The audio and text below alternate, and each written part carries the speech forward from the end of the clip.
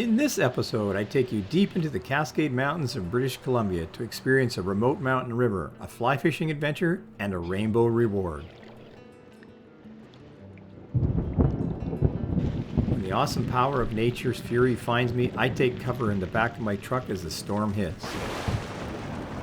On my way home, the mountains offer a parting gift, photo opportunities I just can't ignore. Watch as I transform several photographs into one fine art image that holds the memory of this entire trip. British Columbia has over 60,000 kilometers of resource roads, many of them winding deep into remote mountain terrain, just like this one.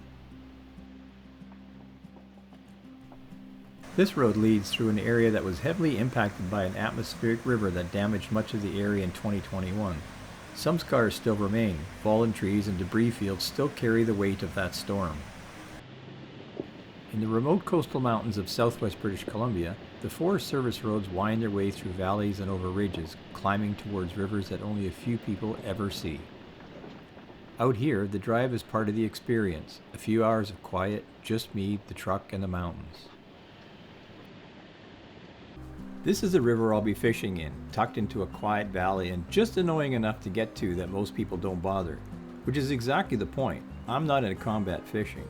If I wanted to stand shoulder to shoulder with strangers, I'd go to Costco on a Saturday.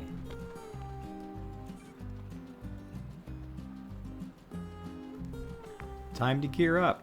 Leaky waders, boots, and a few flies I tied myself, which will either catch a trout or just get a scenic underwater tour.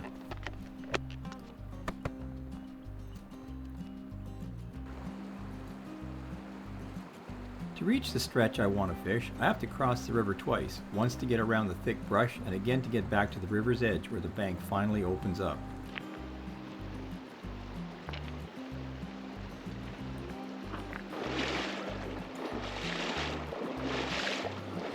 The fun part is we got to do that again on the way back.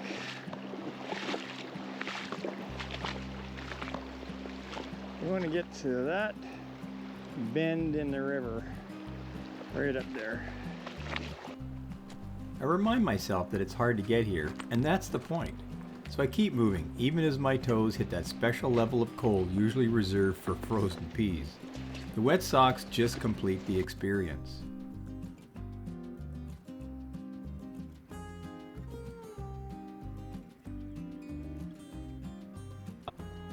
I finally reach my spot. The casts feel good and the current looks promising, and I'm quietly negotiating with the fish. I've swapped flies so many times my leader is needing an extra few feet of tippet. Nothing like spending an hour playing aquatic dress-up to impress something with a brain the size of a pea.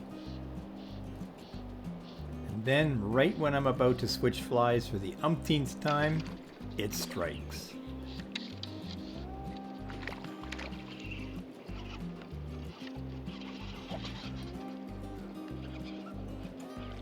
Very strong fish.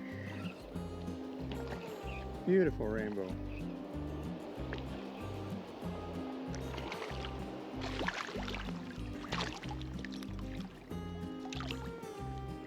That is a beautiful rainbow.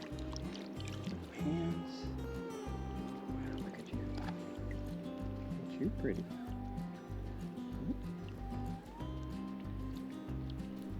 For the trout, it was an unwelcome interruption from a soggy biped. Thank you. For me, it was a moment of quiet gratitude to witness something so wild and so close. Where you go?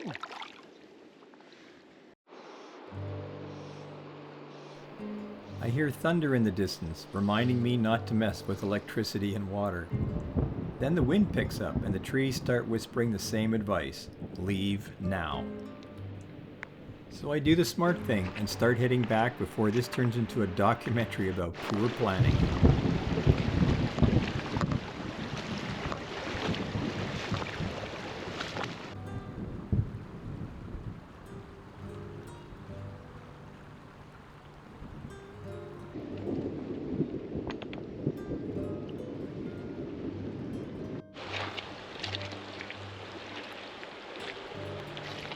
I start heading back down the mountain, looking for a place to camp before the storm really shows up.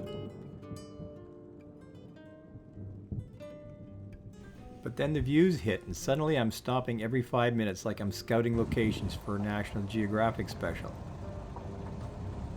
Meanwhile, the thunder is getting louder. It's not subtle anymore. It sounds less like weather and more like a warning I'm politely ignoring.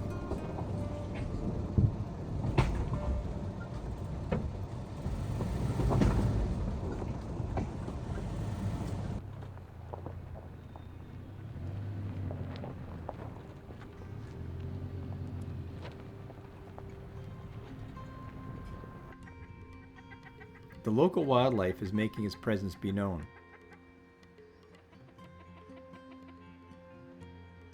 And one of them leaves me a gift. Regardless, I picked this spot out of desperation. It's late, I'm hungry, and things are escalating.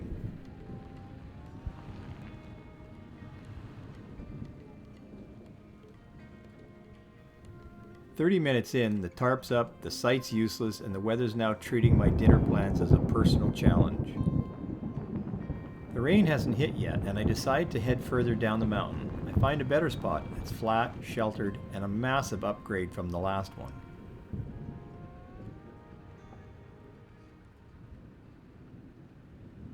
Camp goes up with what feels like a ridiculous amount of gear for one night, but at this point, I'm all in.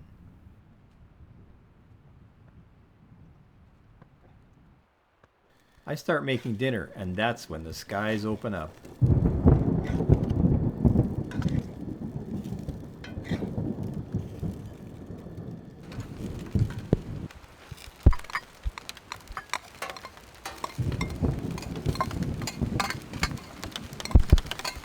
Holy cow!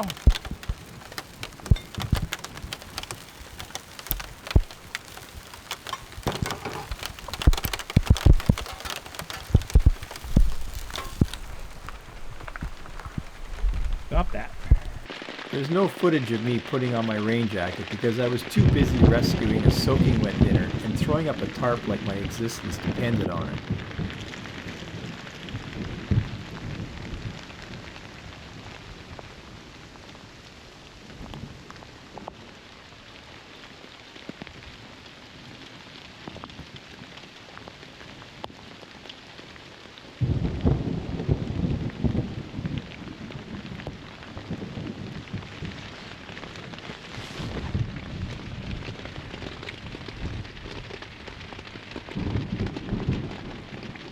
Dinner is on the tailgate under the tarp, cold, wet, and abandoned.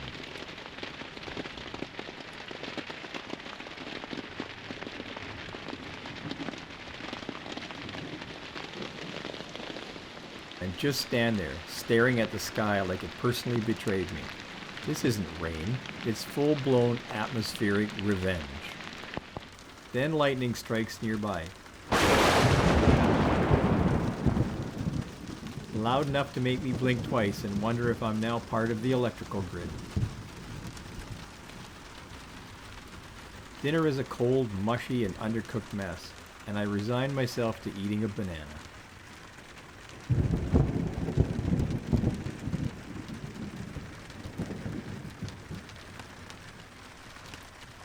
I fall asleep fast, but wake up often, rain tapping on the roof like it's checking to see if I'm still alive.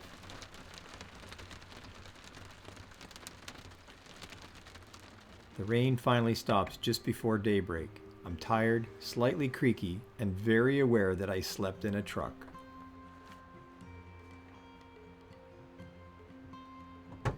Yet, I'm relieved.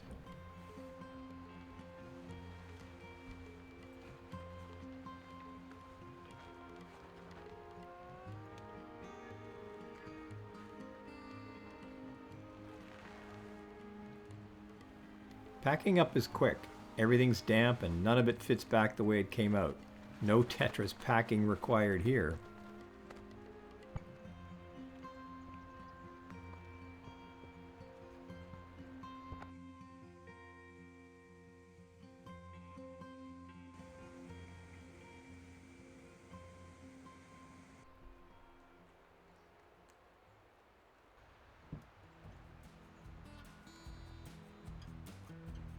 Leaving camp, I head down the mountain the way I came in.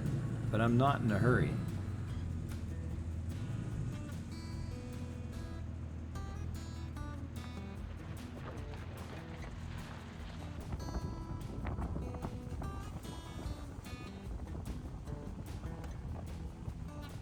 I stop at a bridge along the way to scout a creek. Might be worth a cast on another day.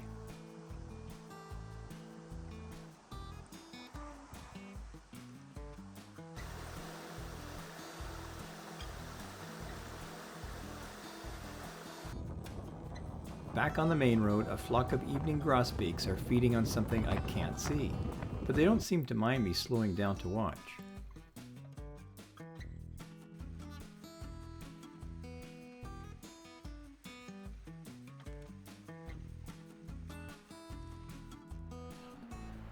Later, I pull into a clearing where clouds are dragging themselves across the peaks. This scene is way too good to pass up, and too perfect not to photograph.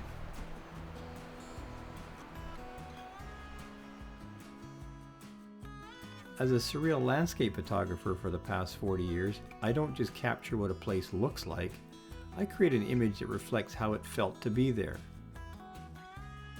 What you're seeing here are some of the photographs that stood out to me. Moments that held meaning, even before I knew why. I shoot in RAW format, not JPEG, which means I don't rely on the camera's built-in choices for lighting, contrast, or color. Instead, I build all of that myself, one decision at a time, so I can shape the image the way I experienced it. From dozens of images, I chose only three. Three that carry the weight, the mood, and the quiet beauty of this trip. The first photograph is of the river and the location I fished at. The second photograph is of the mountain that I saw on the backcountry road I was on. And the third photograph is of the ever-shifting clouds after the big rainstorm. They're combined into one final piece, an image that isn't literally what I saw, but true to the memory and how I want to remember this wild adventure.